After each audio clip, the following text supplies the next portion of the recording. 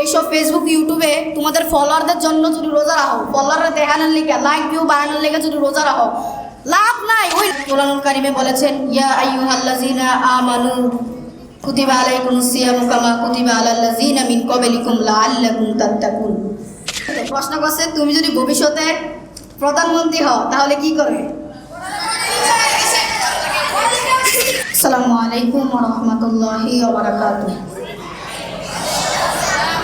নাহমাদুহু ওয়া নুসাল্লি আলা রাসূলিল কারীম, আম্মা বা'দ, ওয়া আলা আলিহি ওয়া আসহাবিহি আজমাইন, আম্মা বা'দ। আউযু বিল্লাহি মিনাশ শাইতানির রাজীম। বিসমিল্লাহির রাহমানির রাহিম।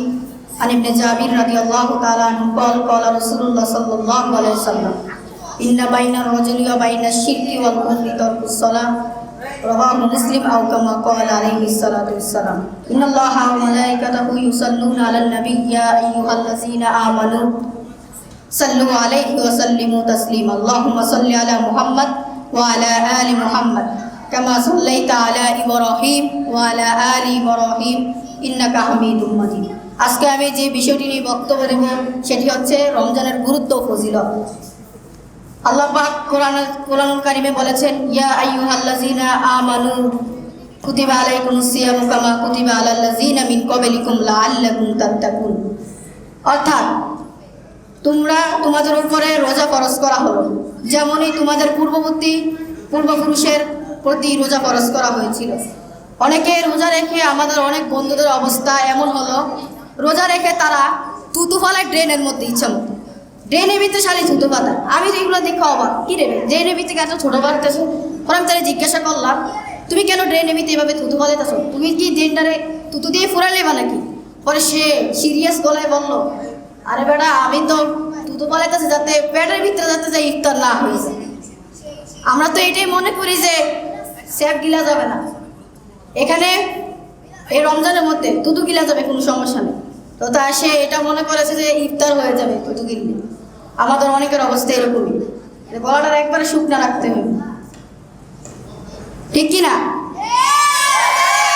অনেকে আছে রমজান মাসে রোজা রেখে কি জানি বলে, ইউটিউবে ফেসবুকে পোস্ট দেয় যে ফ্যামিলি উইথ ইফতারি উইথ ফ্যামিলি, এগুলা তারা ফেসবুকে ইউটিউবে স্ট্যাটাস দেয়।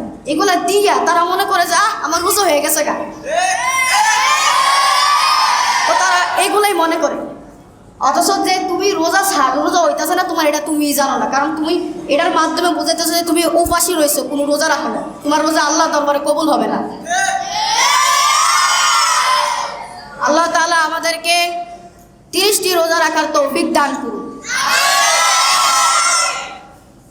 তো রমজান মাসে যদি নামাজ না করো তাহলে অবস্থাটা এরকম হইলো, সাতচারা ঘর হইলে বৃষ্টি বললে পুরো মাথার ভিতরে, এরকম অবস্থা হইব। রমজান মাসে রোজা লাগান লাগবে, তুমি উপবাস থাকলেই চলবে। রোজা রাখবা আল্লাহর সন্তুষ্টির জন্য। তুমি যদি মানুষের দেখানোর জন্য রোজা রাখো তাহলে ওই রোজা আল্লাহর কাছে গ্রহণযোগ্য হবে না। তাই সকলকে 30টা রোজা রাখার নিয়ত করতে হবে, নিয়ত রাখতে হবে। আমি যদি কই না নিয়ত করতাম না, এমনি রেখেলাম, আল্লাহ এমনি রাখাই দেব, তো নিয়ত করতে হবে, আল্লাহ আমি যাতে 30টা রোজা, আল্লাহ তুমি আমাকে 30টা রোজা রাখার তৌফিক দান করো, এইরকম নিয়ত করতে হবে। আমার যখন 6 বছর আসছিল তখন আমি এমনভাবে রোজা রাখছি যে কয়টা 3 বেলা খাইয়া রোজা রাখুন লাগছে। ওই যে একটা ফোলা রাখছে, আমি ওই খেলা দেখলাম, একটা ফোলা 3 বেলা খাইয়া 90টা রোজা রেখে ফেলেছে 30 দিন। আমি কইলাম থাক, আমিও রেখে দিই। পরে আম্মা বললাকে উঠলাম, 30টা রোজা এমনি করে 30টা রোজার ভিতরে রাখছে 90টা। আসলে ছোট ভাইরা রাখে না, প্রতিদিন 3টা করে রাখে খেলা। পরে যখন 8 বছর হয়েছে আমার, তখন আমি রোজা সম্পর্কে বেশি একটা বুঝতাম না। তখন আমি রাখছি কয়টা জানো? 14টা রাখছি ওটা। এরপরে 9 বছর আইছে, 9 বছরে রাখছি কয়টা? এত 28টা রাখছি। 10 বছর রাখছি পুরো 30টা। কারণ আমি আল্লাহর কাছে দোয়া করেছি, আল্লাহ আমাকে তুমি 30টা রোজা রাখার তৌফিক দান করো। তখন দেখলাম যে আমি সত্যি তো আমি 30টা রোজা রাখতে পারছি, কারণ ওই সময়কালে আমার মা বাবা ডাক দিয়ে উঠেছে। মা বাবাদেরকে বলতে হবে যে আমাকে উঠে দাও, আমার বয়স হয়েছে, আমার রোজা রাখার বয়স হয়েছে, রোজা রাখতে হবে, ঠিক কি না?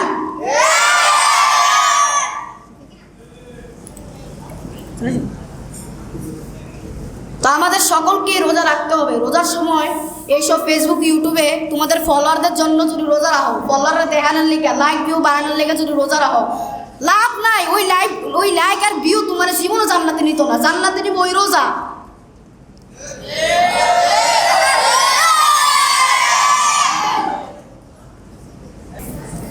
এটা ছিল আমাদের প্রথম অধিবেশন। এখন শুরু হতে যাচ্ছে আমাদের দ্বিতীয় অধিবেশন। সেটা হচ্ছে বক্তা সাহেব যে ওয়াজ করে গিয়েছেন, এটা প্রাসঙ্গিক আমাদের হাতে একটি প্রশ্ন এসেছে এবং এটার বাহিরেও বর্তমান দেশের মধ্যে যে পরিস্থিতি বিরাজমান, এই পরিস্থিতিকে কেন্দ্র করে আরেকটি প্রশ্ন আমাদের হাতে এসেছে। বক্তা তাহসিনকে প্রশ্ন করা হলো। প্রশ্ন: রমজান মাসে রোজা রেখে কি মোবাইল টিপা যাবে? আমি টিপি, সমাধান কি? বাইরে রমজান মাসে আচ্ছা মোবাইল দেখলে তো আর ফ্যাট করে না, তাই রমজান মাসে রোজা রেখে মোবাইল টিপলে কিছু হইতো না, কিন্তু একটা টাইম মেনটেন করে চলতে হবে। হ্যাঁ, মোবাইল টিপা যা টিপবা, সমস্যা নাই। এবার বলতে সমাধান কি? তুমি যে টিপো সমাধান কি? সমাধান হলো তুমি যদি মোবাইল টিপো তাহলে এর থেকে বেশি ইবাদত করা লাগবে। যদি মোবাইল টিপো 1 ঘন্টা, তাহলে তোমাকে ইবাদত বন্ধকি করতে হবে 2 ঘন্টা। তার জন্য তোমার সওয়াব হবে। আর না হয় তুমি তোমার মাথার থেকে মোবাইলের ভূত ফালাই। প্রথম প্রশ্নটি আশা করি তুমি উত্তর পেয়েছো। যে প্রশ্ন করেছে, নাম বলবো?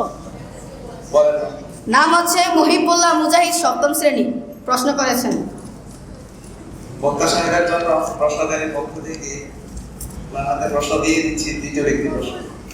আশা করি উনি আমাদেরকে যথার্থ উত্তর দিয়ে আমাদের জ্ঞান সাগরকে বৃদ্ধি করবেন এবং আমাদেরকে বিভিন্ন অভিজ্ঞতা দিবেন ভবিষ্যতে আমরা কিভাবে কাজ করব। আবার প্রশ্ন করা হয়েছে বক্তা তাহসিনকে প্রশ্ন করা হলো। অনেক প্ল্যানিং করা হয়েছে, প্রিন্টারিং করা হয়েছে, প্ল্যানিং অনেক প্ল্যানিং করছে তারা। আচ্ছা, এত প্রশ্ন করছে 7ম শ্রেণীর দিই সব কেউ, তাহলে ক্লাসে জিজ্ঞাসিত হয়ে যেত। প্রশ্ন করছে, তুমি যদি ভবিষ্যতে প্রধানমন্ত্রী হও তাহলে কি করবে? সবার আগে আমি পরীক্ষা বাতিল করে দিব, কারণ মুখস্থ বিদ্যা ভালো না, মুখস্থ পরীক্ষা দিয়ে লাভ নেই। আমাদেরকে আনন্দ করেও শিখতে হবে, পড়ালেখা আনন্দ করতে হবে, পরীক্ষার ভূত মাথা থেকে সরতে হবে। আশা করি তুমি উত্তর পেয়েছো। উত্তর করেছে আর প্রশ্ন করেছে আয়াস মাহমুদ ওহি।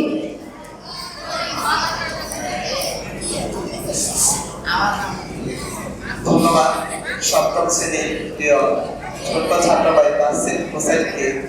আমাদের এই যে ইভেন্টে যারা অংশগ্রহণ করে 6ষ্ঠ থেকে 10ম শ্রেণী পর্যন্ত সকল ছাত্র ভাই আশা রাখি সকলে অংশগ্রহণ করবে।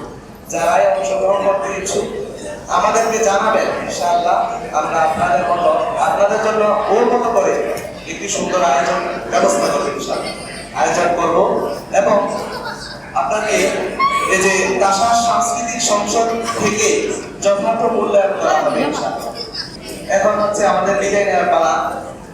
আমরা ইনশাআল্লাহ সামনের অনুষ্ঠানে ইনশাআল্লাহ আগে ঘোষণা করে দিব। আজকে হঠাৎ করে হয়েছে, আমাদের উপস্থিতি অনেক, তো আশা রাখি সকল ছাত্ররাই কিন্তু অংশগ্রহণ করবেন।